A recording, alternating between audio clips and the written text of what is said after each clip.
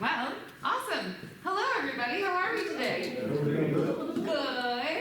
Welcome to the library. My name is Sarah Colley. I'm the Community Engagement Coordinator here at the Great Falls Public Library, and we love being able to connect people and knowledge in all sorts of different ways and fashions. And of course, author talks are one of our main ways that we get to do that. Today we are really excited to bring Julian Brave NoiseCat to Great Falls.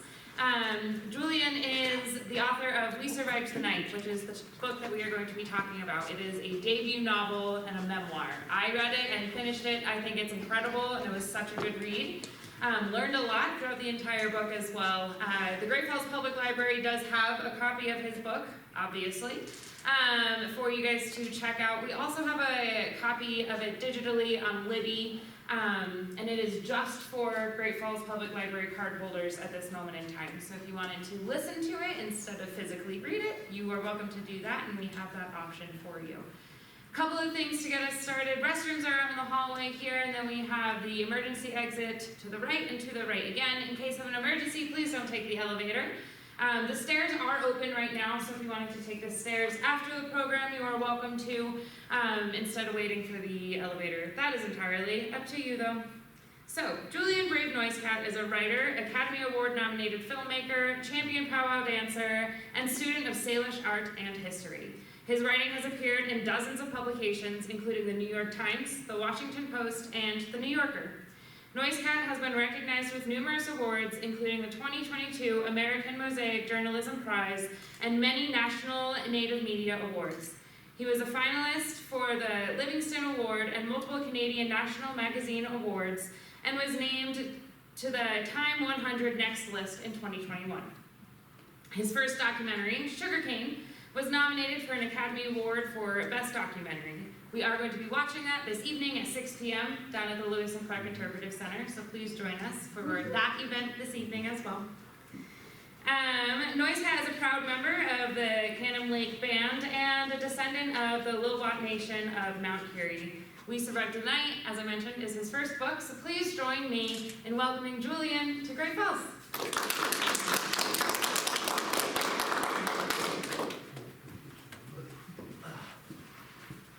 Thank you, Sarah, so much. It's such an honor to be here at Great Falls.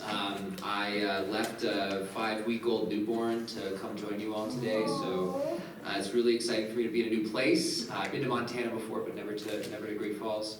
And to everyone who left the beautiful sunshine. I was sitting outside at Tracy's about an hour ago, so I know that you guys are all missing a beautiful day out here in Montana to come sit in the basement with me and listen to me talk about a book. So I don't take the gesture of you being here lightly. And to everyone who's going to miss the bull riding later tonight to come watch Sugarcane, also very grateful for that. My own family has a rodeo background, although it's gotten so expensive nowadays to rodeo that very few of us do it.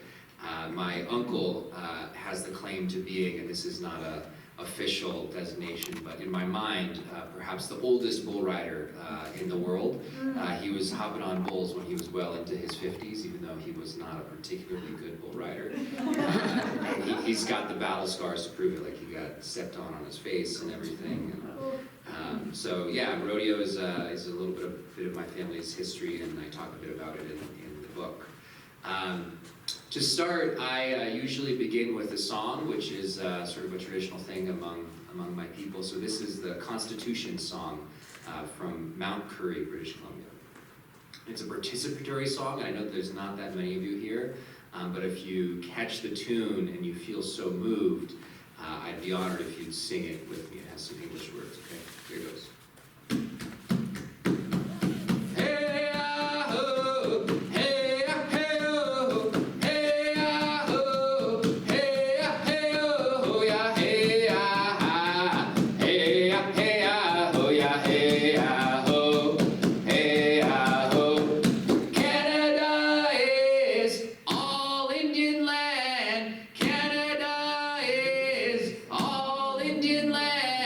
Canada is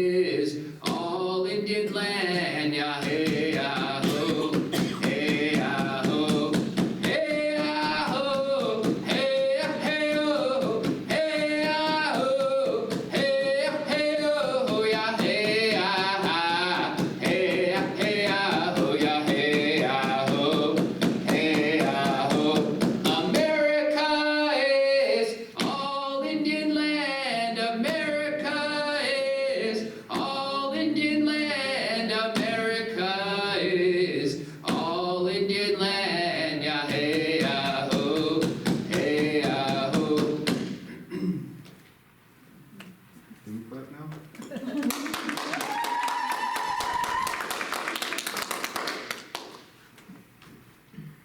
They say you should never judge a book by its cover, but this afternoon in Great Falls, I'm going to make the case that you could, maybe even should, judge my first book, We Survived the Night, by this cover. Let me explain. This artwork is called Coyote Sees the World Clearly by Jean Quick to See Smith. Great Montanan, by the way. Now, Jean Quick to See Smith is perhaps one of the most important American painters of the last century. Most would qualify that and say that Jean was one of the most significant Native American painters of the last century. But I'm going to take things a step further because if you cannot tell, I cannot help myself. And I'm going to say that Jean was one of the most significant painters of the last century. I'm going to say that in part because Jean was one of the most significant artists to ever represent this guy, right here. The trickster, Coyote. One of the most significant figures in North American culture, and dare I say, history and current events. You see, indigenous peoples all the way from Central America to Western Canada used to tell stories about the trickster, Coyote, including Jean's people, the Salish, from what is now this state, Montana, just over the mountain there, the Flathead Indian Reservation. And my people, the Secwepemc and Statley, from what is now the interior of the Canadian province of British Columbia, Canada. You see, 5,000 years ago, according to linguists, archaeologists, and our own oral history, Jean's people and my people were once one people. In fact, prior to colonization, we sometimes referred to ourselves as Coyote people, by which we meant that we understood ourselves and our history through stories about the trickster Coyote, who was sent to the earth by the Creator to set things in order, but who was a trickster. And so while he did some good, he was often up to no good. You see, after filling the rivers with salmon and populating the lands with descendants, the Coyote turned around and used those fish to try to marry into every single native village along the river that would have it, because Coyote was a bit of a womanizer. And after having all those children, he abandoned us because Coyote was probably the most epic deadbeat dad ever known to human history. And every single story about this guy, Coyote, he was an example to our children of how not to be. And yet, we considered him second only to the Creator himself in our account of creation. An embodiment of the contradictions inherent to our own human nature. A representation of the paradoxical forces that drive and ride the metamorphoses of our world. And so when I was thinking about whose artwork I wanted to use on the cover of We Survived the Night, Jean Quick to See Smith was the first person who came to mind. You know, in Indian country, we often say that we're all related, by which we mean that we can all find common connection. But the thing, some of you might get this, about being related is that it often means that we also have history. So when I was trying to reach Jean Quick to See Smith, my long-lost Salish auntie, I reached out to another auntie in the Indian way, not the biological one. Her name is Janine Antoine. Her people come from another part of the Missouri River, actually. She's Rosebud Lakota Sioux. Now, Janine used to operate a gallery in San Francisco, California, where my own father used to show his work. And she can reach just about any native artist on the continent, and her personal collection proves it. So when I was trying to reach Jean Quick to See Smith, my long-lost auntie, I reached out to my Auntie Janine, and I said, Auntie, can you get me to the great Jean Quick to See Smith? But remember, we're all related, which means we all have history. So when I asked Janine, for Jean's email, she said, I'll give it to you on one condition. You cannot, under any circumstances, use my name. So I reached out to Jean Quick to see Smith, sans Janine's name, and the very next day, Jean got back to me and said, of course, my nephew, you can use Coyote Sees the World Clearly on the cover of We Survive the Night. Now, here's where this story takes a turn that requires a bit of additional setup. You see, in my work, I'm breaking the rules of narrative nonfiction, the way that they're laid out by my editors at the New York Times, the Washington Post, the New Yorker, all those places I've written. You're not supposed to have tricksters, ancestors, the beyond involved in the here and now. But it's true. And I say this because 3 weeks after Jean gave me her personal permission to use Coyote Sees the World Clearly on the cover of We Survive the Night, she died. To the best of my knowledge, this cover is the last thing Jean personally permissioned while she was still here with us.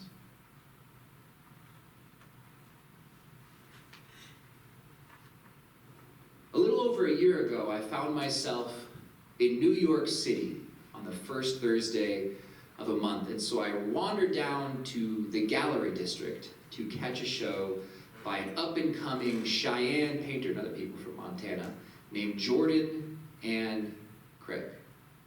And as I was walking out of that show, I turned left, and I looked to my left, and what was on at the Garth Green and Gallery but a retrospective by none other than Jean Quick to See Smith.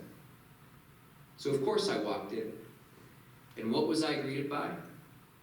Not one, but two artworks representing the trickster Coyote himself. A big painting on the back wall, the biggest one on the show, and a big sculpture, the only one in the space. Because if I know one thing about my ancestor, that trickster Coyote, he is not going to settle for one piece of artwork in his honor. No, he needs at least two. And so I thought to myself, I need to tell somebody about the truth of this New York moment for the trickster himself. And so I cased the room, and I identified the guy who looked like he probably owned the place. I've been in a fair number of galleries in my day, and he was wearing the right kind of jacket. So I walked up to him and I said, you don't know me, and I don't know you, but this is who I am and how I'm related to Jean Quick to See Smith and her work. And after I finished my story, the gallery owner paused, and then he said, wow, you are crazy. And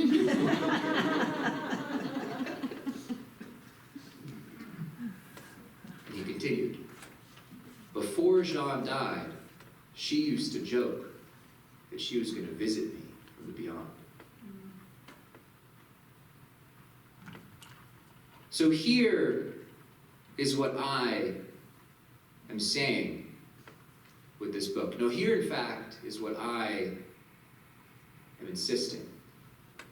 That my people's approach to stories, to what we have always considered to be non-fiction on this land, which was ours for thousands and thousands and thousands and thousands and thousands and thousands and thousands and thousands and thousands and thousands and thousands of years before it was the United States, before it was Canada. A couple of you even sang those words yourselves. Still gets at the truth of how stories unfold in our lives and on this land. So today, I'm going to do something that has not been done for many generations in my family. I'm going to recount the epic misadventures of my first ancestor, the trickster coyote, through the lives of my grandfather, my father, and myself. And I was thinking about it, since we're at the place where Lewis and Clark crossed the Rocky Mountains, since we're so close to the homelands of Jean and her people, and because we only got 45 minutes and I already used 30 minutes of that with my wind-up, that we're going to do this the way that my ancestors might have done it in a pit house. So I want you all to imagine, right now, we're not in the basement of the Great Falls Public Library. This here is an interior Salish style pit house. It's not a quadrangle anymore, it's circular. It's underground. These aren't white halogen lights or whatever the hell they're made out of. This is the light of a fire in the middle of our room here. You all are probably cousins. And because we have such limited time, you all can choose which part of the epic misadventures of the trickster coyote I'm going to recount today. So I'm going to give you 3 different parts of the story, and you can tell me which 2 you want me to tell today. The first option is the story of Coyote and his son. Okay? The second option is the story of Coyote and the salmon he first led up the river so many thousands of years ago. And the third option is the story of how Coyote came back in the early 1800s, and how we saw him in the first white man who ever visited our lands. Not quite Lewis and Clark, but the Canadian version of them, okay? So which 2 of the 3 are we gonna tell today, all right? We got, again, Coyote and his son, Coyote and the first salmon, and Coyote comes back. Yell it out, this is a democracy. The loudest cousin usually wins. Mr. Coyote comes back in his son. I gotta hear how what he thought about the first white person.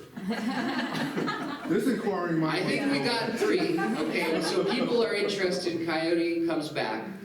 Okay, between Coyote and his son and Coyote and the first salmon, what are we doing? 1 or 2? 1. We're doing 1? 1, 2, 1. I feel like I heard more 1s than I heard 2s. Is that fair? Yes. Okay. All right. See how we're doing on time. You're more than fine. Okay, great. Don't you worry. Okay. We begin. A long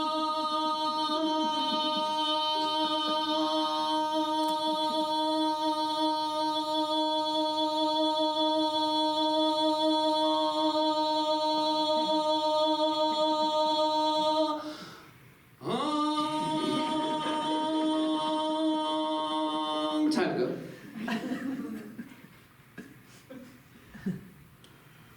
Coyote was a lonely bachelor living alongside a great river. Now, he'd lived some coyote stories already. He'd bested grizzly bear in a game of wits to set night and day. He'd cleared the land of all the cannibals with his coyote magic. But there weren't too many things for a lonely trickster left to do but get in trouble. And he was sick and tired of being alone. It's kind of like that cowboy you see sitting alone at the bar, maybe downtown on any given night. That's the trickster coyote. And so one night, Coyote thought to himself, I am going to make myself a son. And so Coyote wandered down to the river. He found a clump of mud. He rubbed it between his little coyote paws, and he stacked it on top of itself, fashioned it into a little tiny coyote boy. And then he jumped over it 4 times, like a skier on the moguls. That's the way we say that Coyote animates different parts of his creations. He jumps over it. And he said, "Mud boy, you are my first son. Now stay right here in Dad's pit house. I'm going to go out and find something for us to eat." Now there's something you need to know about that coyote. He's full of shit. And he's a terrible hunter. And so while he was out in the woods hunting for his first son, he probably just came back with like a handful of mushrooms, definitely not a deer or anything useful. And when he came back to his house, he found that the mud boy hadn't listened to him. He'd wandered down to that great river. And what happens when mud meets water? Dissolves. So Coyote thought to himself again, for a second time, I am going to make myself a son. So he wandered back down to that river, and he found something stronger, more durable than mud. Stones right there at the river's path. And he assembled them into a little stone boy, kind of like, you guys remember the 2010 Vancouver Olympics, that little Inukshuk that they had? Yeah, kind of like that. And he jumped over it 10 times, and he said, "Stone boy, you are my second son. Now stay right here. Dad's gonna go out and get us something to eat." But you know how that story goes. Coyote goes out, comes back, and what does he find but some little stone footprints down to the river? Oh! That poor coyote. So Coyote thinks to himself a third time, I am going to make myself a son. So he wanders into the woods, and he finds the lifeblood of the forest, that pitch, and he fashions it into a little sappy child. He jumps over it 4 times, and he says, "Pitch boy, you are my third son. Now stay right here. Dad's gonna go off, find us something to eat." Coyote wanders off, he comes back. But what happened? That pitch boy got tired of sitting around inside that pit house, and he went out into the hot summer day, kind of like today. And what happens when pitch is under the sunlight? It melts. Now at this point, a more responsible father would have maybe gotten a clue. Perhaps our trickster forefather wasn't really cut out to be a father. I mean, he was buddies with the Creator after all. Maybe he could have looked into adoption. Perhaps a trickster daycare might have been in store. But that coyote, he doesn't learn. And so Coyote said to himself, I am going to make myself a son for a 4th time. And so he wandered out into the woods, and he found a cottonwood tree, and he cut that tree down, and he fashioned part of it, the stump, into a cottonwood tree boy. He jumped over him 4 times, and he said, you stump are my 4th child. In our language, we call him Yakushin, which means the foot of a fallen tree, or literally stump. He said, stay right here. Dad's gonna go out, find us something to eat. Now, when my own father was a lonely bachelor, he found himself along a great river in New York. They call it the Hudson today. It was about as far as anyone from the Cannon Lake Indian Reserve in British Columbia had ever been from the Cannon Lake Indian Reserve.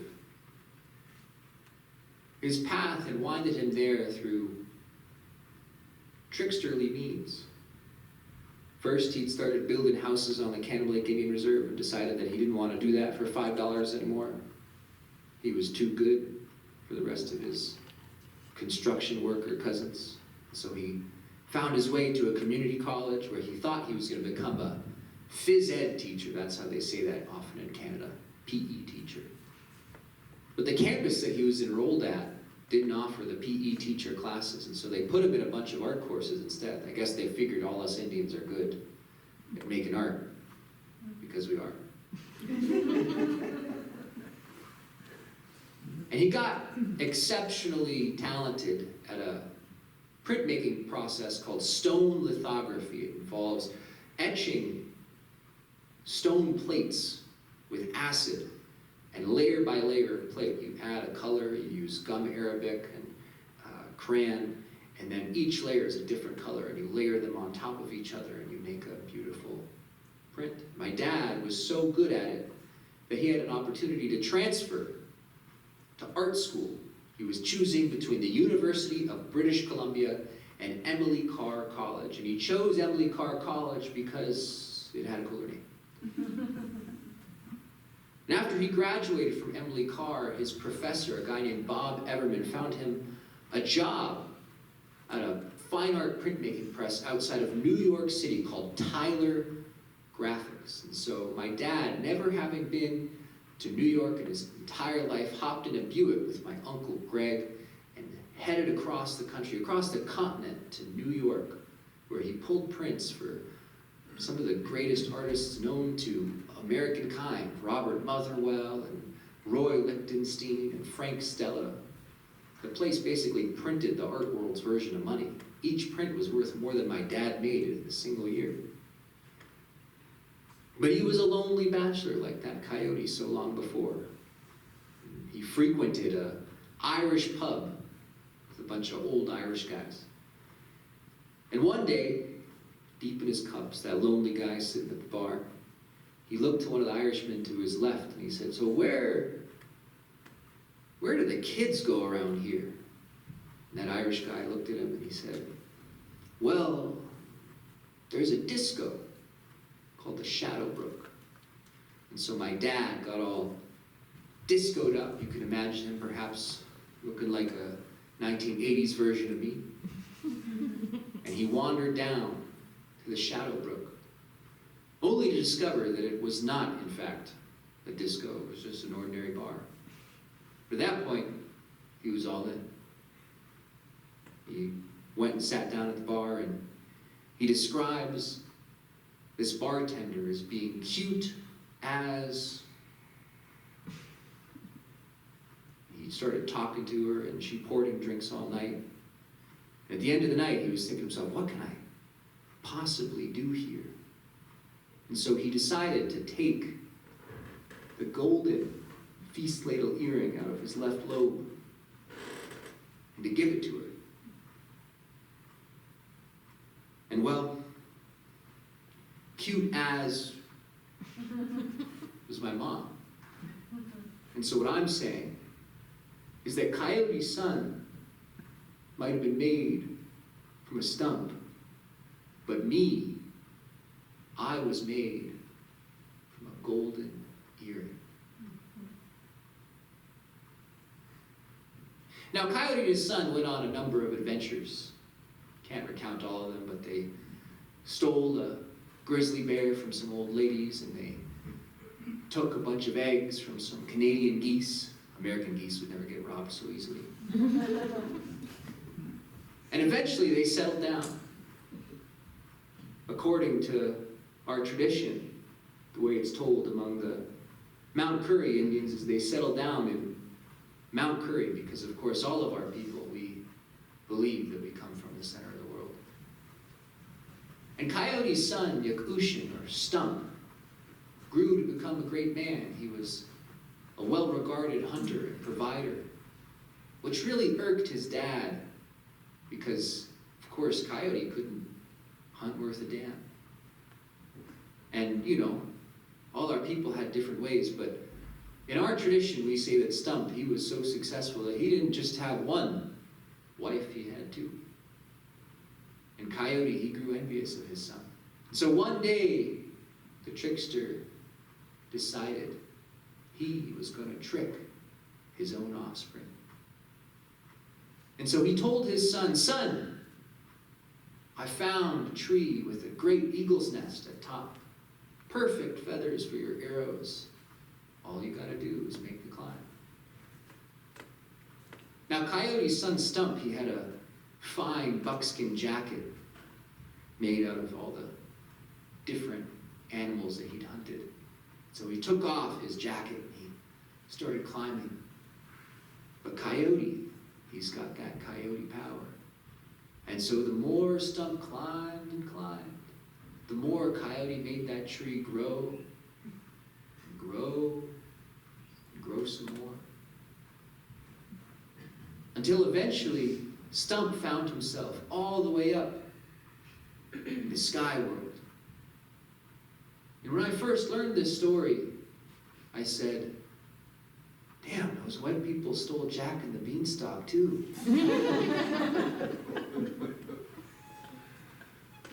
And Stump reached around in that great eagle's nest, and all he found was some coyote droppings. Because that coyote, he's full of what?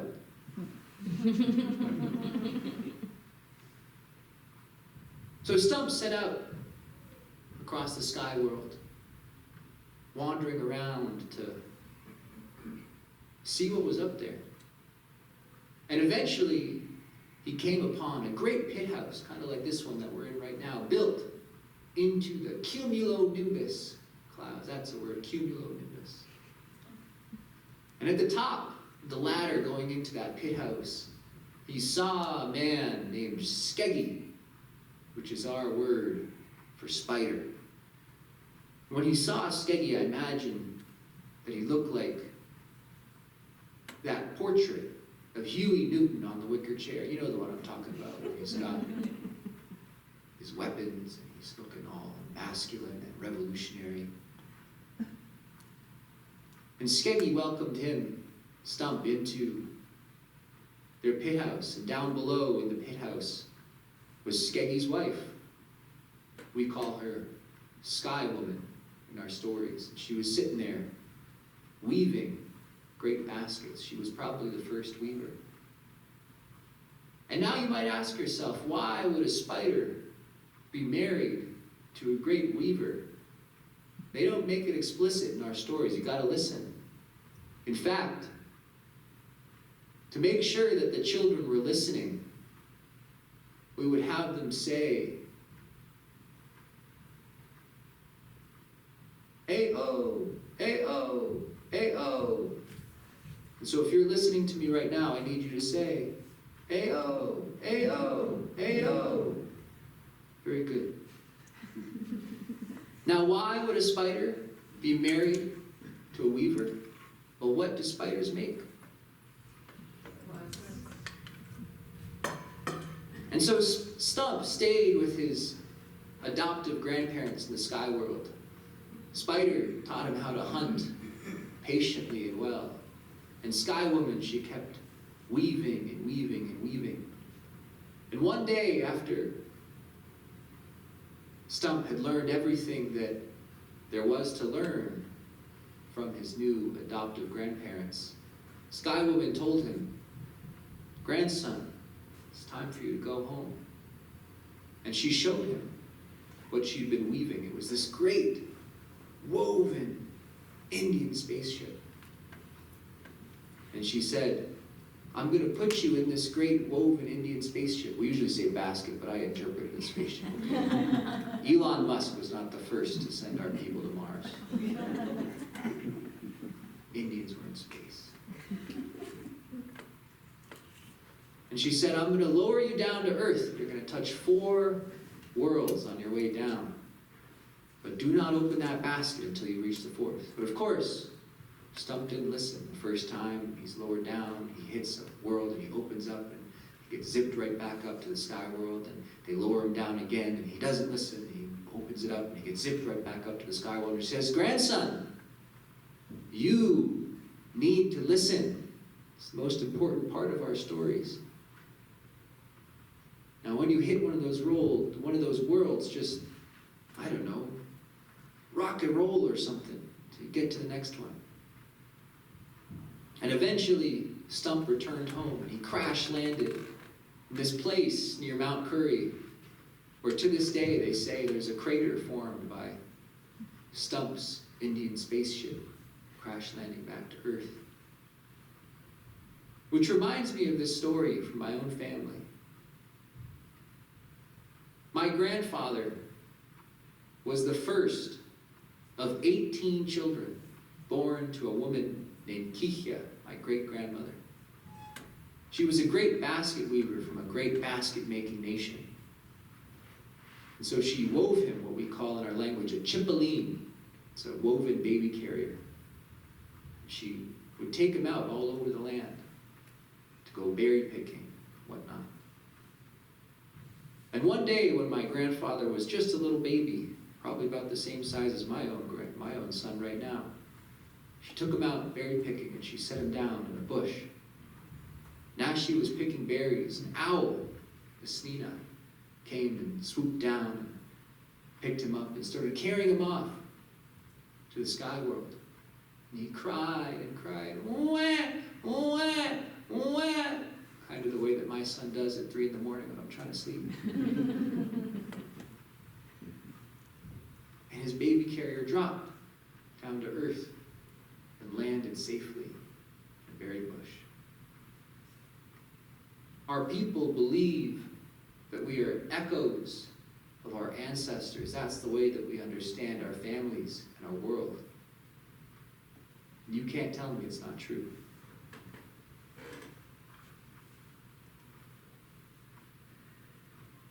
But the thing about families, you're going to remember this because I said it earlier, they're complicated.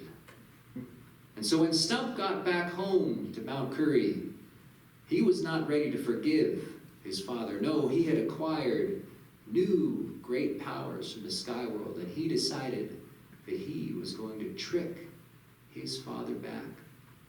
And so one day, he came home and he found his father with one of his wives, the one that Stump had loved less. Now, you guys will get this a little bit more intensely if you watch Sugarcane tonight, but our people are not afraid to talk about our dysfunction in our families, okay? So, like a father stealing his son's second wife, okay? That might be a little foreign to you all, but we understand that if you're gonna live in giant families with 18, 19 kids, you gotta learn how to deal with some familial complexity, okay? We don't run off to the city and say, forget you all. We stick in that shit. And so Stump decided that he was going to trick his father for having stolen his second wife. And so one day he went out into the mountains to hunt some mountain goats. And he got a kid mountain goat, which we say are bewitched, because hunters who follow those kids, they seem to get lost and disappear on the far side of canyons, and it's a dangerous thing to do. And he came back home and he told his father, Dad, I went and got you a mountain goat. It's all slaughtered up there in the mountains. All you got to do is go up and carry it back down. And you know that coyote, he couldn't hunt for damn. So he couldn't say no to a gift from his son. And so he went up there and he found that mountain goat just where his son had said it was, and he started carrying it down the mountain. And for one moment, just one, that coyote, he felt something akin to gratitude. Here he was, no good, stealing his son's own wife, not able to provide, and yet his son was still loving and providing for him. And so when that mountain goat kid, bewitched by his son, fell off his back and started falling and tumbling hoof over horn down a gully, Coyote started chasing. And the more he chased, the more that mountain goat kid kept falling down that canyon. And back home in Mount Curry, his son Stump kept singing his power song, the one that he learned in the sky world that gave him that greatest power of the sky, the rain, the storm. And that mountain goat just kept falling, and Coyote kept chasing, and he just kept trying to grab it with his coyote paws, and nothing was working, and he just felt like he was nothing but a failure. And soon that canyon was filling up with water, and soon that canyon was a river, and then Coyote was washing out down that river, and that's where some say the trickster met his end, tricked by his own son. But our people always maintained that in the end times, when the world transformed again, our ancestors and their ways would come back, that our forefather, the coyote, would be there with them. So 1,808 years after the birth of Jesus Christ, when two canoes showed up on our great river, loaded down with hairy scoundrels speaking foreign languages, saying that they were going to take this river, the one that they were on, the one that was way too wild for anybody to take anywhere, not only downriver, where there were even more warlike Indians than us, not just there, but all the way to the Pacific Ocean. And then when one of the gunners on one of their canoes shot off the gun to make an impression upon us, only to see that gun explode in his own hands and wound the gunner, we turned to the fur-trading captain of those canoes and we said, "Coyote? Is that you?" They remember that coyote as the fur trader Simon Fraser. And to this day, they call the river that he went down the Fraser River. But maybe it should be called the Coyote River. And maybe the best way to tell this story, like many others on this continent, is not as a story of discovery and exploration. No, maybe the best way to tell it is the way we tell it, as a coyote story. Now our people are kind people. And so when that coyote showed up and told us that he was going to take this river all the way to the Pacific, which was the most foolish thing we'd ever heard anyone say, when he said he was going to go through the homelands of all these warlike Indians who would have killed him on sight, we first offered a solution. We said, "Hey, we got some horses here. Might we suggest you take these horses across our plateau homelands to another river?" They call it the Thompson today. It's a little bit gentler than this Fraser. You can take that Thompson River to a series of lakes that include Lake Okanagan, which then feed into the Columbia River. That's the river that Lewis and Clark took all the way to the Pacific Ocean. But that coyote, he doesn't what? He don't listen. And so even while we made the case for a more sensible route through our homelands to the ocean, that coyote that they call Simon Fraser, he said, "No, I'm sticking to my coyote plan." And so we said, "All right, coyote, if that's what you want to do, we're going to send our chief."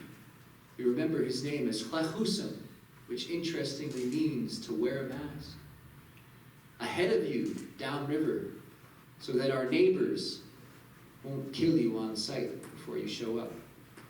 And so Hlehusam rode ahead of Coyote, and told each village downriver, one at a time, "Hey, Coyote's coming, don't you dare kill him before he gets here." He did that all the way down to a place now called Lillooet, British Columbia. And that's how Simon Fraser made it down the treacherous Fraser River. In a place called Lytton, just downriver from Lillooet, the river called the Fraser and the river now called the Thompson meet. You might remember Lytton from headlines a few years ago. It was that town that burned to the ground during the hottest day ever recorded in Western Canada. We consider Lytton one of the centers of our world, which makes kind of sense, right? It's the place where the two great rivers that sustain your people meet.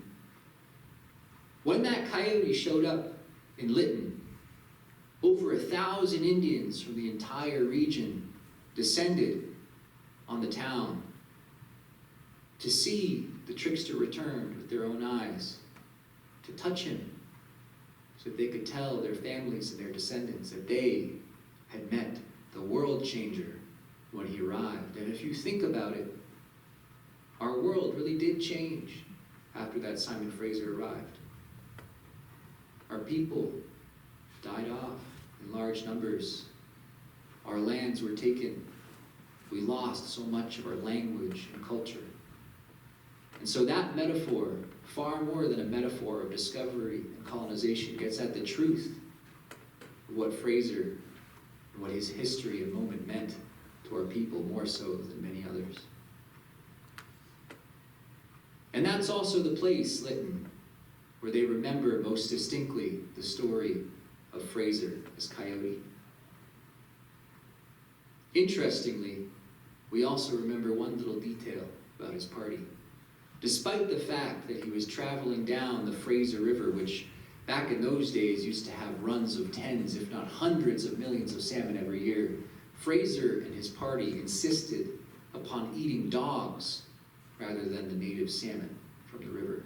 It was an odd choice, but we accommodated them. They say we're savages. And at night, in his own journals, Fraser talks about how the natives danced. Which is interesting because at the same time, our people sustained an ancient belief that if we danced in the way that our ancestors did on the other side, at the end of the world, we would see them and their ways come back. And that belief, which later spread across the continent in a movement that historians and anthropologists now call the ghost dance, became one of the most powerful spiritual movements, not just known to Native people, but ever known to North America. Came right through here, too. Started in the hinterlands, the interior Pacific Northwest, with people like my own. Fraser continued on with people dancing about the end of the world, believing that the coyote had returned and that it was all about to change. He nearly wrecked all of his canoes. By the time he reached the outskirts of what is now Vancouver, British Columbia, where I live, he'd run out of things to trade. And so according to his own journals, he turned into a river pirate. He robbed a Coast Salish chief of his greatest canoe to finish his mad paddle to the ocean. And in true Wile E. Coyote Looney Tunes fashion, as Fraser attempted to reach the Pacific, he was chased by the Coast Salish people all the way down the Fraser River until he reached a village called Homusqueam, or Musqueam. There's still a res in the middle of Vancouver called Musqueam. And that's where the Coast Salish turned Fraser, or Coyote perhaps, around and chased him again, back up the river that he'd come. And they say that Fraser reached the Pacific Ocean. But when they say that, I need you to know that from a historical perspective, they're actually full of it. because the Fraser River is silty, and the place where it meets the blue Pacific Ocean is far beyond Musqueam. So Fraser might have been able to see the Strait of Georgia. He could see Vancouver Island and its mountains in the distance.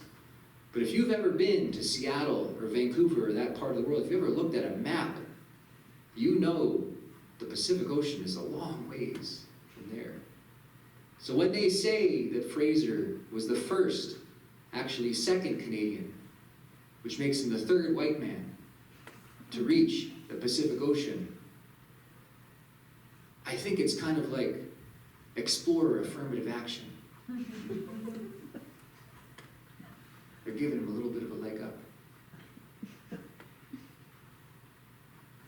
And eventually, he gave back that canoe. And eventually, he wrote back to Montreal, or his crew did, and said, what we all know, which is that his journey, his coyote journey down the Fraser River, was of no commercial value to the Northwest Company that employed him, which was trying to beat the Hudson's Bay Company in a sort of Pepsi versus Coke version of the fur trade that existed back in those days. That the natives, my ancestors who told him that it was foolish to go down that river, were really telling him the truth. It was not a good way to get the Pacific. That what he had done, despite the fact that they remember it as Fraser's River, despite the fact that there's a great university in Vancouver called Simon Fraser University, that what he had done was a lot more like the trickster than any sort of great discovery or explorer. Which is why they should call it the Coyote River. Which is why they should call it Coyote University. And if that's true of that piece of history, how many other pieces of history do you think might be better told from the indigenous perspective?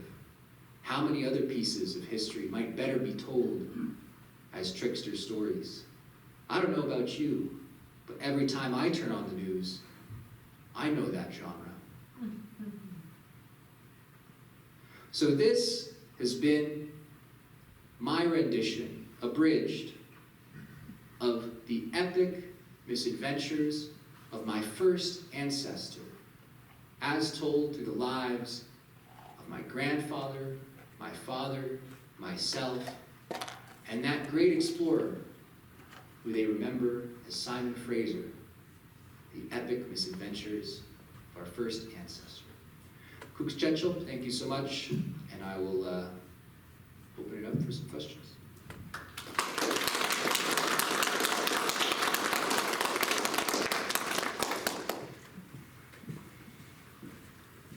We will use a microphone just so that everybody can hear. So if you have a question about anything. Yeah. I noticed in your bibliography that Tommy Orange is mentioned twice. Have the two of you ever gotten together? Yeah, so Tommy and I both grew up in Oakland, California. I grew up going to the Intertribal Friendship House, which is the third oldest urban Indian community center in the country. It was founded in the 1950s. I actually didn't meet Tommy until after he wrote There, which was really interesting to me because I thought I knew all the natives from Oakland and the Bay Area, and then here comes one who, you know, wrote like a great American novel about the very same, you know, community and community center I grew up in. Obviously he also was paying attention, so I was like kind of amazed by that because I was like, who is this guy? And so I met him after that. We've become friends since then. And he's been super supportive of the book. He also did a really nice Q&A for our San Francisco premiere of Sugarcane. And my impression is that, like, you know, he writes a lot about in his book about urban natives who are, you know, working through their connection to their identity. And he also writes these sort of like young male characters who are kind of held up in their room and like sort of struggling to, come out in different ways and to be there, present in the community and all that sort of stuff. And my impression is that when he writes about that, like we all are, when we write different characters, etc., he's also kind of writing about himself. And so I think that the way that he has captured that particular urban native experience, which had been written before but had never been, read on that sort of a scale, really rings true, I think, to places like Oakland and to the urban community that's there. And he's also, been a great interlocutor for me with, he's a little older than me, he's on his third book now, and so he's been super helpful in navigating publishing and the arts and the literary world. We actually also happen to have the same editor, so super helpful in navigating what is a complicated sort of publishing landscape, particularly right now. So yeah, he's a great writer, a good friend, and one of the great chroniclers of another place that I call home. What's your assessment of what has, what the current state is of everything that came out from, what is it, the Great Reconciliation? Oh, Truth and Reconciliation? Yeah, in Canada. Yeah, I think that in Canada, as in the rest of the world, there is a little bit of a backlash against, reckoning with complicated histories that manifests in Canada in sort of people being tired with the story, I would say, which is not just non-Native Canadians. I think Native Canadians also have kind of wanted to, First Nations people, Indigenous peoples have also, to a certain extent, wanted to move on from the story. I mean, it's a really intense one to tell, and if you watch Hurricane, you'll get a deeper sense for that. But what that means in real terms is that, as Canada navigates a complicated political and economic moment for it as a country, Canada's now charting a path where it's less integrated with the United States, its major trading partner. Until all the Trump trade war stuff happened, Canada seemed poised to elect the leader of the Conservative Party, a guy named Pierre Poilievre, who they call in the media Maple MAGA, to give you a sense for his politics. Which is to say that despite the fact that Canada is brought by Mark Carney, which was a kind of crazy about-face that happened right before the election because of the trade war stuff, it is going through a little bit more of a conservative moment in its culture, its politics, its electorate. And that has meant that things like funding for various Indigenous initiatives that were being funded in part because of the broader push for truth and reconciliation are now being cut. My auntie works at a version of the Intertribal Friendship House in the Greater Vancouver area. It has had its funding cut. There's also, no longer significant funding for First Nations to conduct investigations at nearby Indian residential schools.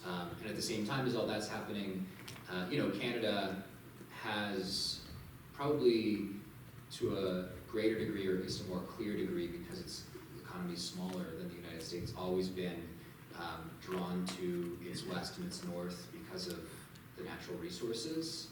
The natural resource economy in Canada remains a very significant portion of its economy, which has historically led to conflict, or at least a tension with various First Nations groups whose lands and territories those resources exist upon. This is manifested in opposition to pipelines being developed through the province that my people call home, British Columbia, through opposition to logging and mining and various things like that. And as Canada tries to sort of figure out a path of economic development where it can trade with the rest of the world, one of the sets of industries that it finds itself drawn to once again is natural resources and oil and gas development. which has set up, the potential for more conflict, more competition between First Nations and the federal government and the provinces, which it's going to be interesting to see how that all plays out over the coming years, because Canada has made a number of commitments to a reconciliation with First Nations, that it's shifting electoral and cultural landscape, as well as it's shifting economic drives, may well bring it into competition with. And, right now there's definitely some growing skepticism among Indigenous leaders towards Mark Carney and the Liberal government. At the same time as, there's some complicated provincial politics of all this. And this you guys might hear of, because just to the north of you guys, Alberta is considering seceding from Canada. It's usually Quebec that is threatening to secede from Canada. Right now it's Alberta. And there's also a way in which Indigenous politics play into all that, because there are treaties signed with First Nations up there that are not signed with Alberta, that are signed with the Crown, and that throw a real legal question mark around that drive to create Alberta into a separate nation state, which seems pretty unlikely to me, but they are going to let them vote on it. So it's interesting times. Okay. Any other questions?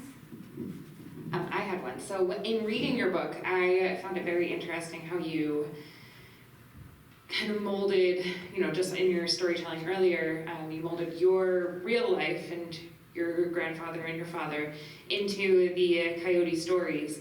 When you were doing all of this and presumably doing familial history research, did you find it to be a healing experience, or did you find it to be more raw and difficult? Because there are some pretty difficult topics in the book. So yeah, I think that my disposition across the book and the film is that we can talk about difficult histories at the familial level and at the national level, and in so doing create the possibility for healing and reconciliation across those histories.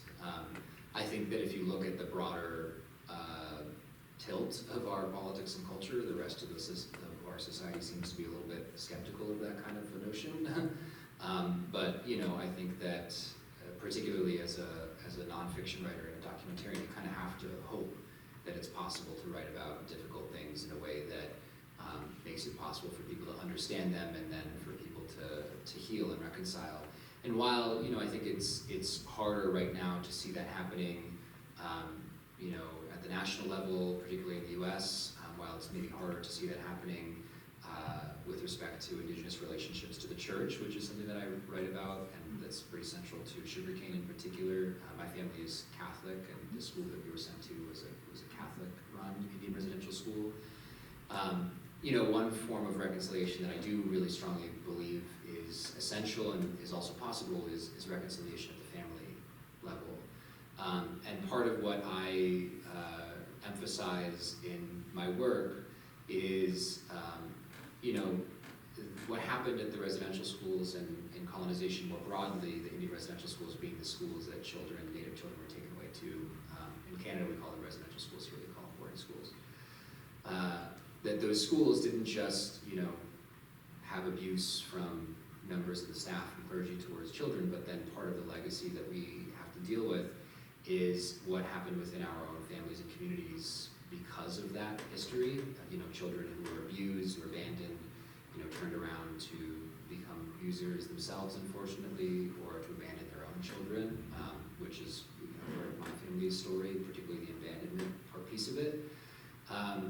And that, in order to move forward, we don't just need to kind of figure out our relationship to the church and the government, but more importantly, we've got to figure out our relationship to our parents and grandparents and all these sorts of things, particularly, when your entire culture, as it is for Native people, is rooted in family structure. When we come from, extended families where, my grandfather had 19 children that I could name, so I literally have hundreds of cousins across the province of British Columbia. And in order to, as I sort of made light of in the Coyote story I was telling, in order to function in that big of a family, like you gotta be able to deal with people's contradictions and complexity and like, you know, complicated parents and grandparents and all that sort of thing. Which interestingly is kind of right there in the Coyote stories as well. You know, like from the very beginning, part of what the Coyote stories are saying is like, here's this lovable rascal of a first father figure who you might be able to see in your own, you know, father, grandfather, uncle, etc. And at the same time as we are praising him, we are also critical of him, and that ability, I think, to deal with the complexity and contradictions of humans in our lives, I think, is a really essential skill to being able to, you know, function as a family, to be able to function as a community, to be able to function as a society, because none of us are all saints, you know what I mean? And I think it's really interesting that that's there in our culture, and that language and approach to stories, you know, is one that has helped me sort of sort through complicated Coyote-like figures in my own family, like my father and my grandfather and others. And yeah, in telling those stories, you can never guess where this will lead, but I have been really fortunate to, you know, my dad wasn't present for my upbringing, but I moved in with him actually to write the book and to make Sugarcane, and we are now like best friends. You know, it's really special to see him now becoming like a grandfather to my own son. And so, you know, I do think it's possible, at least at the level of like personal relationship, to have complicated histories of people and to be able to reconcile with them, you know. And I'm really grateful that making art, telling stories, making documentaries has helped me do that with my own family.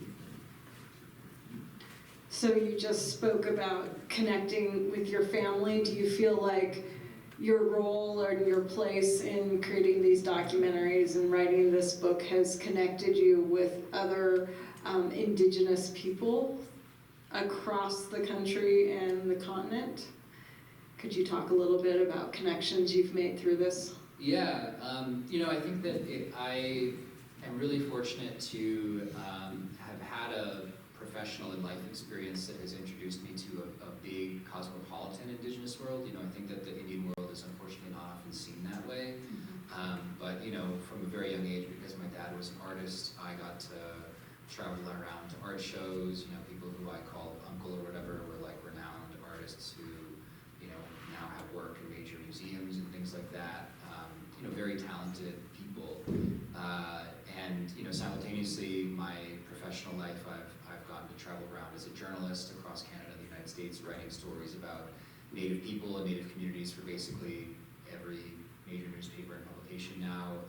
And, you know, to get this sense that there across, you know, Indian country is this big world full of, you know, challenges and questions and characters that get at not just some of the biggest challenges facing Indigenous peoples, but like, you know, in the day kind of universal human questions.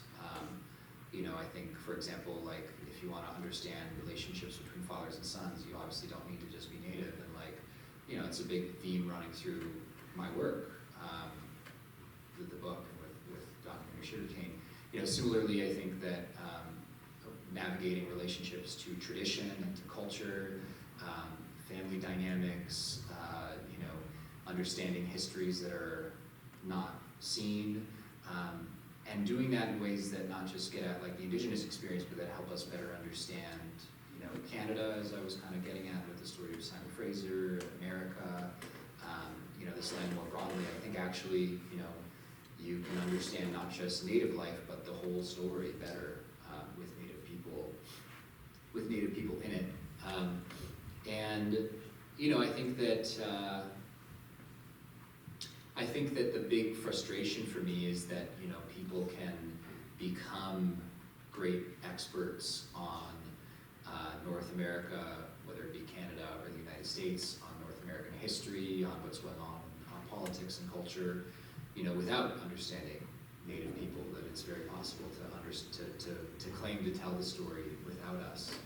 And, you know, I think part of what I feel drawn to across my work is stories that can help us better understand not just Native life and what's going on in Indian country, which is, by the way, very interesting. A lot of notable things happening, but also, you know, to understand what America is and Canada is, you know, better. And I think that's very relevant right now because America's at its 250th, you know, birthday almost, and you know, there's a particular, I mean, just like from a regional perspective, right? Like the fact that, and perhaps in Montana people can identify with this, but the fact that like the story of what's going on in America during the American Revolution has to be told from an East Coast perspective, right? Like, you know, I think that you're missing like a huge part of the history from that perspective, and not to press the point too much, but like, you know, actually the history of humans on the Americas and on this continent does not begin on the East Coast. It actually begins in the Northwest. You know, like the ancestors of the first people on this land, according to archaeologists, first came to this continent either following the coast where there was like, you know, kelp forests and like ample marine life to sustain them, and then kind of came into the continent that way, or through like ice-free corridors through the interior. And so like, every time somebody tries to tell the story of North America beginning with the East Coast, you know, I am a little bit of like a regionalist in a sense, but I'm always kind of like, that's bullshit, you know, like that's actually not true. and it's crazy to me that people, you know, get away with that. And just like to go a little deeper on that one point, like one other thing that happened during the American Revolution that impacted the entire continent is that there was a smallpox epidemic that was really, I read about it a little bit in the book, but there's a book, an entire book about it called Pax Americana by a historian, Elizabeth Fenn. And that smallpox epidemic killed 130,000 Native people, which is almost double the death toll of Americans in the American Revolutionary War. So even as a biological event, if you want to talk about that moment in history, there's actually a far bigger biological event that's happening all across the continent. And interestingly, to the best ability that historians have of understanding how it reached this part of the continent, is that it followed the same path that later Lewis and Clark followed across the Rocky Mountains through the Shoshone, who brought it eventually to the part of the Pacific Northwest that my people are from, where, you know, in the late 1700s, Captain George Vancouver, after whom the city I now live in is named, described visiting Coast Salish villages that were entirely vacant, where in some places he encountered like skulls and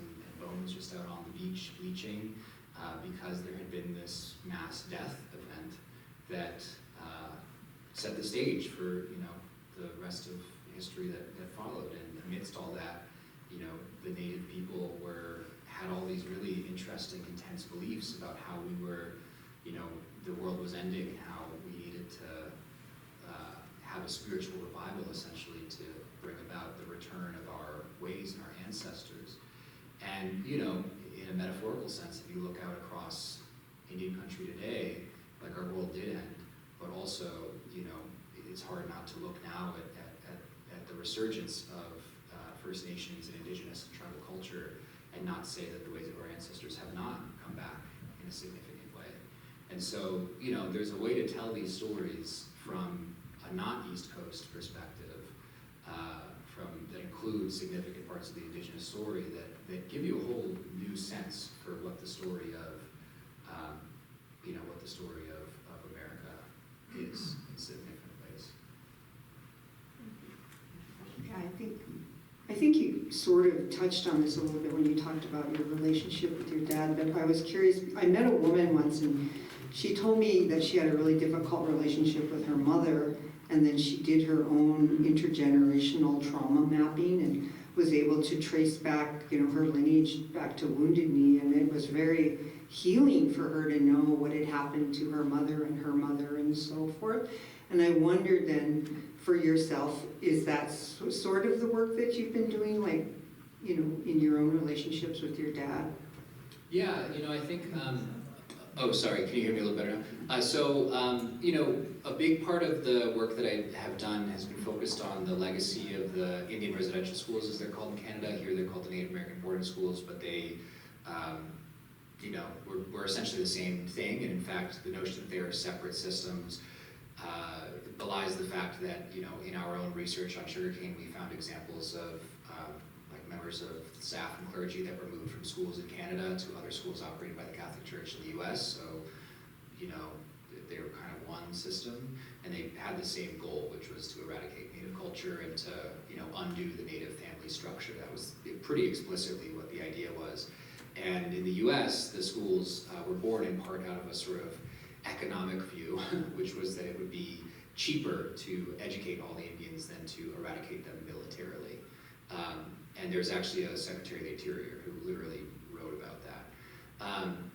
So, you know, I think for me, it was helpful in contextualizing and understanding my father and my family and sort of the struggles that we have had to remain together as family, and for, you know, the men in my family in particular, but others as well, to parent, you know, through the lens of more than century-long policy and process of separating Native children from their parents and forcibly taking them to schools where, you know, in addition to the forcible separation, a lot of bad things happened, you know, physical abuse, sexual abuse, psychological abuse, in some instances death. And, you know, on the one hand, like, I will never not hurt that my dad was not present during my, you know, upbringing, that he wasn't able to be a dad.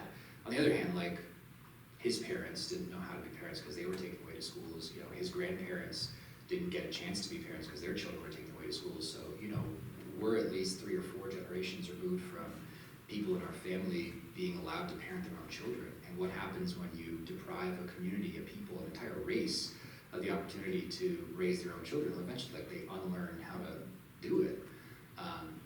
And, you know, I think it's hard for me to hold that against my dad. You know, he actually happened to leave my mom and our family at about the same age that, you know, the children would have been taken away.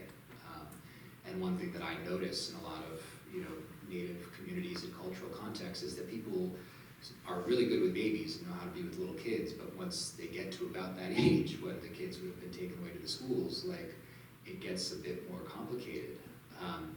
And so, you know, I think that that's something that I try to convey to people across my work.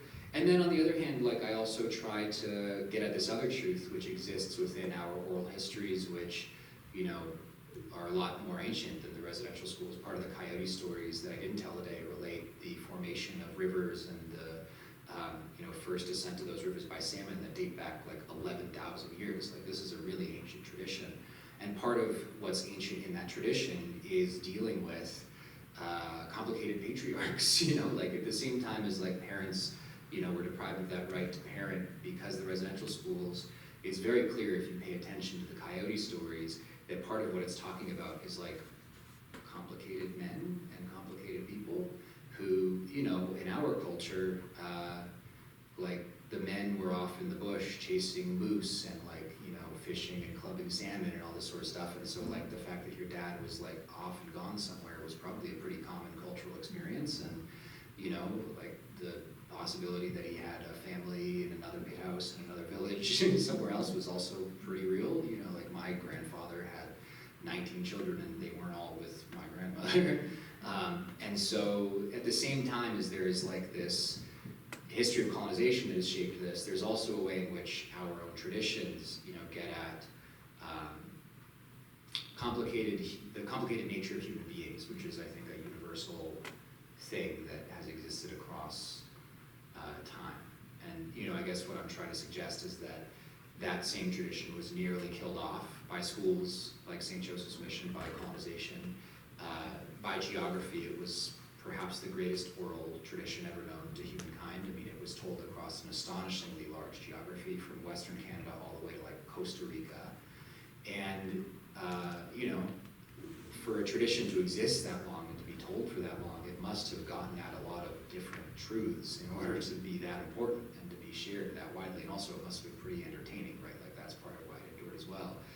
And yet, you know, it is treated as today little more than fables or, you know, legends, children's stories. And, I think that pretty significantly undersells what should be regarded as one of the great traditions of the humanities that can help us understand all kinds of different important parts of what it is to be human, what it is to be, living on these lands, what the ancient environmental and cultural and technological histories of this place are.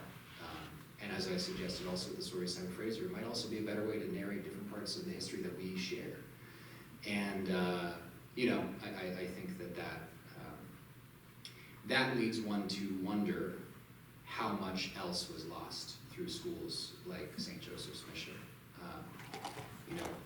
The whole premise of colonization, the whole premise of the project of assimilation was that Native people were progressing, that the world was becoming more enlightened by the elimination of these set of supposedly backwards cultures and their replacement by Christian ones that originated in Europe. And I think when you come to better understand different elements of what these cultures were, the fact that they included oral histories that stretched back to times thousands of years older than the Bible and the pyramids, I think that it undermines that premise and leads one to wonder what was lost through that history. My people come from the northwestern hinterlands of this continent where we didn't meet our first white men until the 1800s. So, we are in a certain sense kind of lucky that our colonization was relatively late in this history, and so therefore more of our culture and more of our language has been able to survive. So what might be true of the cultures that were not so fortunate, what was lost, in Central America, what was lost on the East Coast, what was lost, here, elsewhere. I've been to some tribes on the East Coast and they have they're like borrowing things from other tribes and cultures because they don't know, they don't have their own things. But I just want to say you're an outstanding storyteller and I'm really glad that you're keeping the tradition alive. Thank you. Yeah, one thing that I think is interesting about telling the stories orally is that, I moved from the page to the oral, which is the original form, and so if you're going to try to bring the tradition back to life, you kind of have to do it orally, because that was the original way it was done. It's also, in part of our broader postmodern moment, we are living in a period where unfortunately, our culture is moving from print culture back to actually an oral culture. Like, if you open up your phone, you're more likely to see some guy, usually it's a guy, talking at you than you are to read an article. And that's firstly deeply ironic for people who were colonized in part on the premise that we were supposedly inferior because we were not a written literate culture. But it also puts the study of pre-literate oral cultures into an interesting place because our whole entire culture is transitioning back towards orality. I think most people see oral cultures as flimsy, but on the other hand, you have these examples of cultures that passed stories, mouth to ear across time horizons that are far greater than literate ones, sometimes past their own sort of traditions. And so I think that there's interesting questions that can be explored there.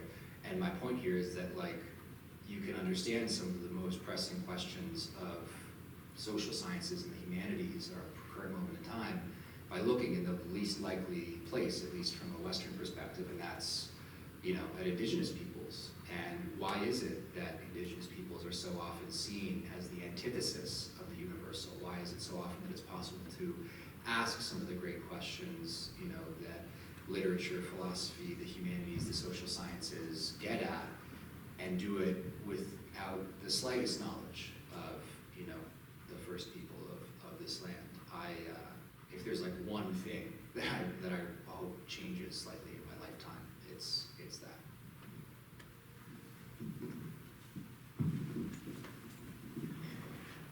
Yes, you're a great storyteller.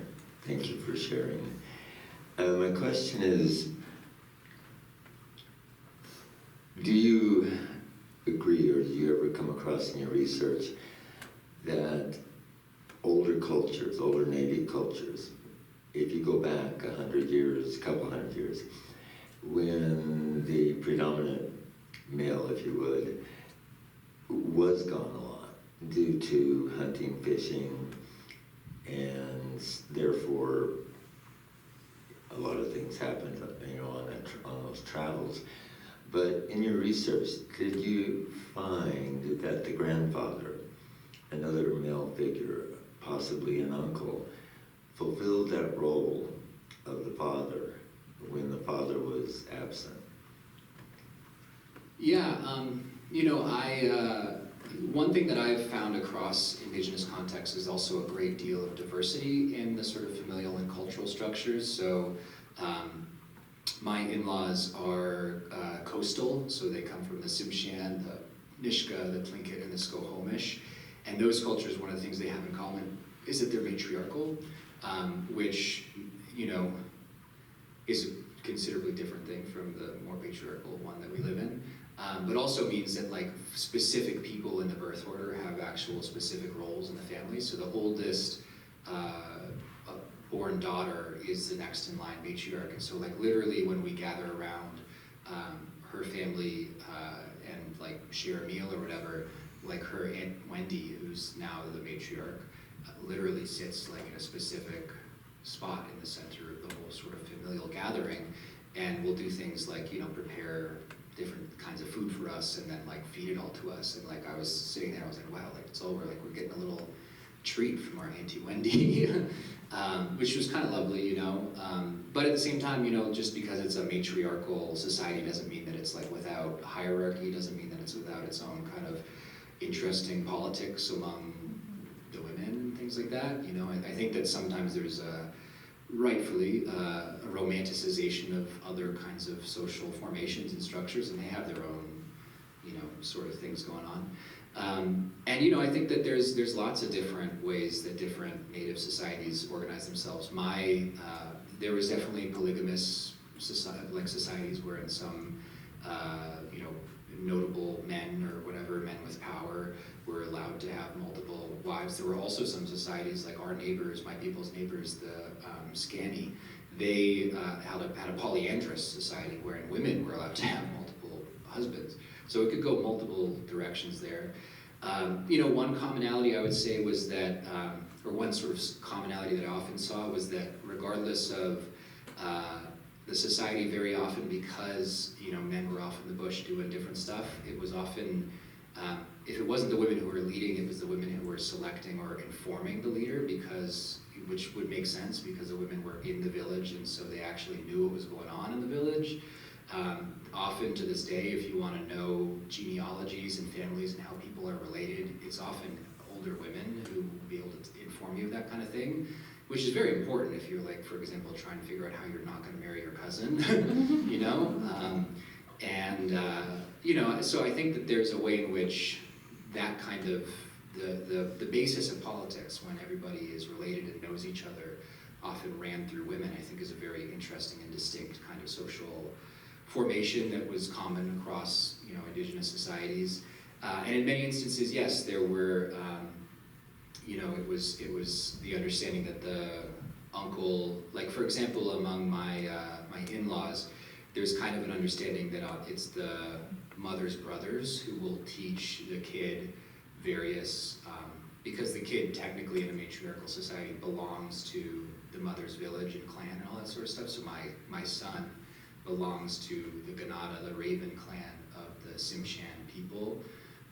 And so it will be his godfather, his uncle on my partner's side, who's like responsible for teaching him how to hunt and fish and stuff like that. And he's like, it happens to be, my brother Martin is a really great fisherman, so he's like in good hands there. I'm not a very good fisherman. So yeah, things like that, there would be like designated roles for those sorts of things. And I think one additional way that all this stuff is interesting to think about is, for a lot of our history, humans have organized our societies with a certain kind of reverence for tradition. Like there were reasons why things were done certain ways. I think one of the broader crises that we're going through has to do with the fact that more and more of society is unmoored from various types of traditions. Speak of what they were as you will, and we're trying to figure out other ways to do it. You know what what I mean? Like, it's not for the vast majority of human history, it was very unusual for people to live so distant from, their immediate and extended family. For example, like, it was very unusual for people to not necessarily have a prescribed set of ways to deal with death and loss and grief. I think that we deal with a lot of death in Native communities. The statistics will tell you that. And one of the things that I find very interesting about that is because perhaps we deal with it so much and because we still have traditions to deal with it, I find that there are, ways in which the Native side of my family, as compared to the white side of my family, have been able to move through and relate through and deal with some of those things in ways that feel a little bit more moored to something that helps you continue on and move forward. Maybe we need versions of that as a species. Maybe there was a reason why we had that stuff for the vast majority of our existence, and that people are more broadly right now yearning for. Okay, we'll take one more question, and then we'll have to get to signing these books. You're a great storyteller.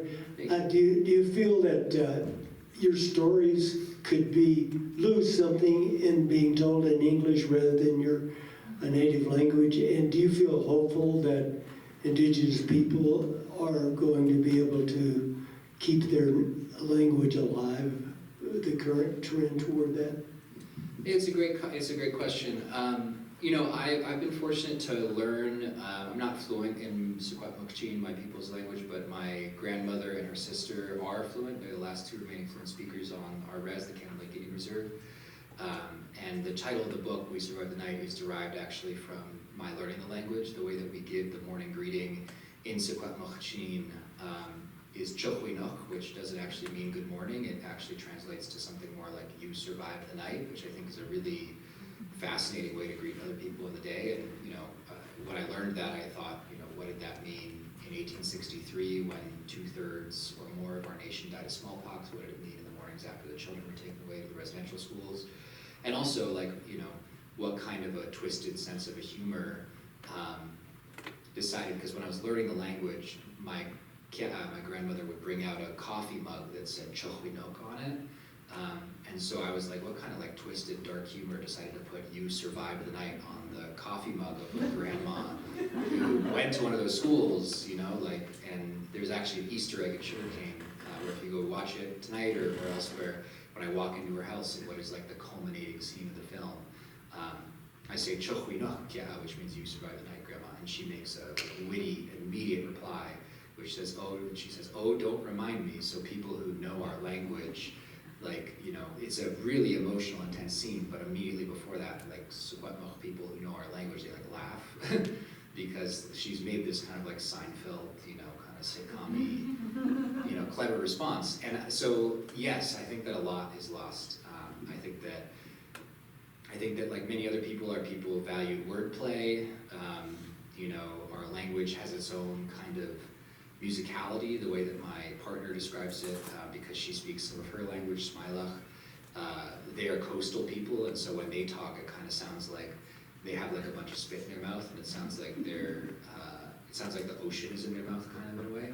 And she describes the way that us Secwepemc speak our language is more like windy-mouthed, which makes sense because we're from the river, canyons of the drier river canyons of the interior Northwest.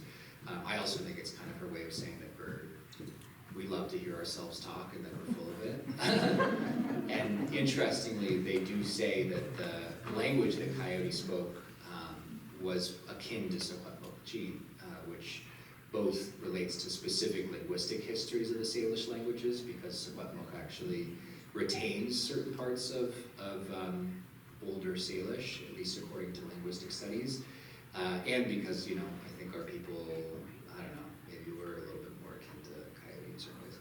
And I think that there are things that are lost in that, but I think that the interesting part of trying to bring it back to life today and to bring it back to life in English is that, you try to learn as much of that was there in the older stories as possible, and to think through creatively how you retain that spirit in English, you know, how you retain the wordplay, how you retain the, you know, sort of meaning one thing but saying another, you know, nature of it, the musicality of it, all that in another cultural, linguistic context.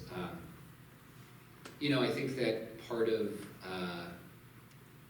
one of the most, you know, challenging stories of our time is that languages are dying left and right. Like in terms of the cultural diversity and linguistic diversity of the world, we are living through a very significant dying off period, and our language is definitely at risk of being one of them, as I sort of related with the story of my grandparents, my grandmother and her sister. At the same time, you know, like part of what I've seen across the Indigenous world that has given me hope is that all over the place young people are interested in learning their language and bringing back different parts of their culture.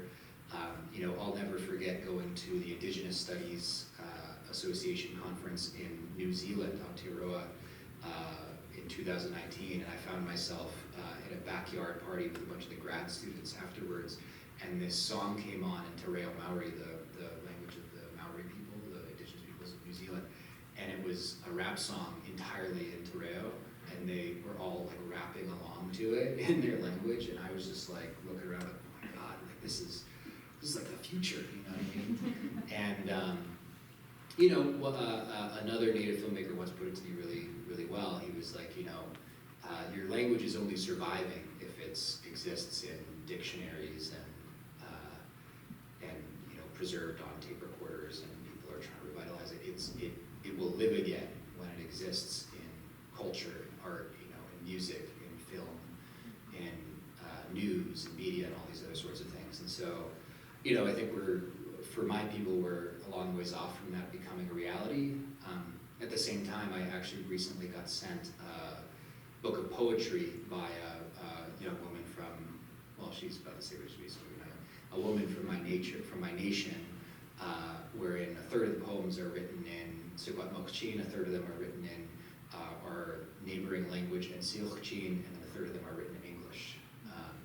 And so, you know, I think it's starting to happen, and I'm hopeful that someday in the future, you know, my son, my grandchildren will be better speakers of our indigenous languages than we are today. And, you know, I certainly know the language better than my own father did, even though the fact that he, for the first few years of his life, grew up with grandparents who spoke it to him in the home. Like when he's asking the question about how would I say something in Sikwat Mokchin, or like how should I title an art piece in our language, like he calls me up, you know. And hopefully that process of getting more and more and more back, you know, continues each generation. All right. Well, thank you. Thank you so much, Julian. That was wonderful. I encourage you all to come out this evening to the Lewis and Clark Interpretive Center to watch Sugarcane, where we will have another Q&A session after the film is done. We chose the Lewis and Clark Center because they have a state-of-the-art film area, a theater, and we don't. So I didn't want an Academy Award nominated film to be having a buzzing noise in the background. I'm really excited to have you guys join us out there this evening. Quick change of plans though, because we went a little bit longer than anticipated. We have tabletop gaming in here in 15 minutes. So we are going to shift the table here out into the hallway, and that is where, sorry, last minute change. So that's where the book signing is going to be, and I encourage you guys to have conversations and chit chat out there in the hallway as I flip this room in 10 minutes flat. So thank you all so much for coming out today. I really appreciate it. Sure, that would be amazing. Thank you. How many chairs in the stack, Sarah? 6. 6 chairs in the stack. You want this table moved? Yes.